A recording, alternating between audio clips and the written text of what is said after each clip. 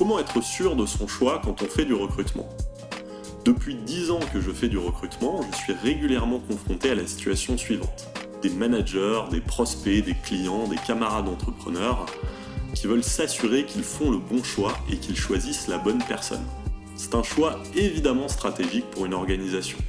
Trouver la bonne personne va vous permettre d'atteindre plus rapidement, plus facilement les objectifs que vous fixez.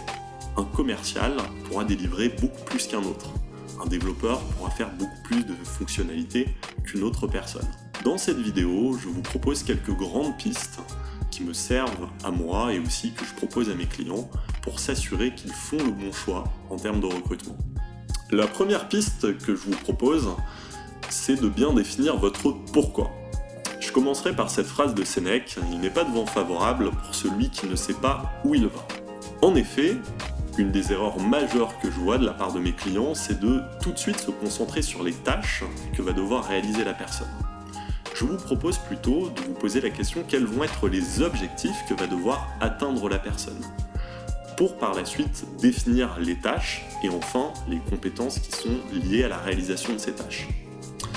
Souvent, on recrute la personne et par la suite on définit ses objectifs.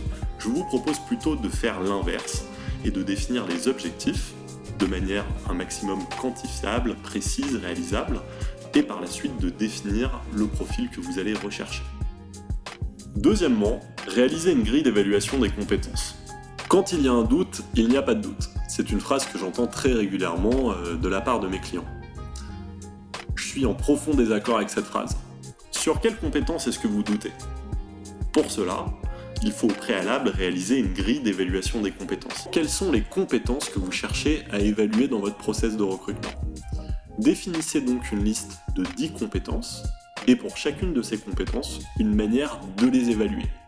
Cela vous permettra donc de rationaliser au maximum votre choix et d'être sûr de votre décision. Le pouvoir de l'intuition. On a parlé tout à l'heure de la scorecard. La scorecard, c'est un outil formidable. Sauf qu'aujourd'hui, je trouve que dans le recrutement, on ne jure que par la scorecard. L'intuition est aussi à considérer. L'intuition n'est absolument pas un préjugé. L'intuition, d'après de nombreux auteurs, c'est la somme des expériences que vous avez pu avoir qui vont vous faire prendre des décisions.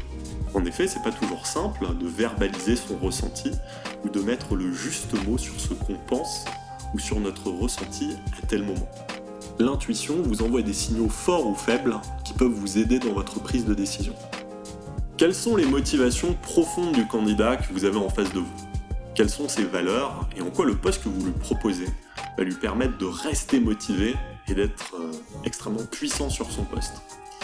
Je vous propose d'avoir une attention fine sur la motivation du candidat. Est-elle visible? Est-elle palpable?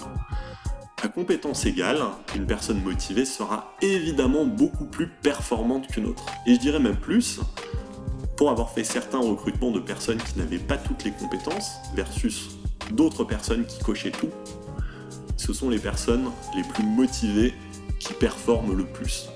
Faites-y attention. Le recrutement n'est finalement qu'une partie du chemin. Une fois que vous avez trouvé la bonne personne, intégrer, définir ses objectifs, le support managérial le sont tout autant. Donc évidemment, vous avez fait un beau recrutement, mais dorénavant, il faut intégrer et accompagner la personne. En conclusion, j'espère que ces conseils vous seront utiles et vous permettront de choisir la personne qui vous conviendra. Mais n'oubliez pas, le recrutement c'est un art, donc même s'il existe des méthodes, la littérature scientifique, des indicateurs, le recrutement c'est avant tout une rencontre. Prenez du plaisir à rencontrer des personnes, à les évaluer et à vous rendre compte si c'est le bon match avec votre organisation et votre personnalité.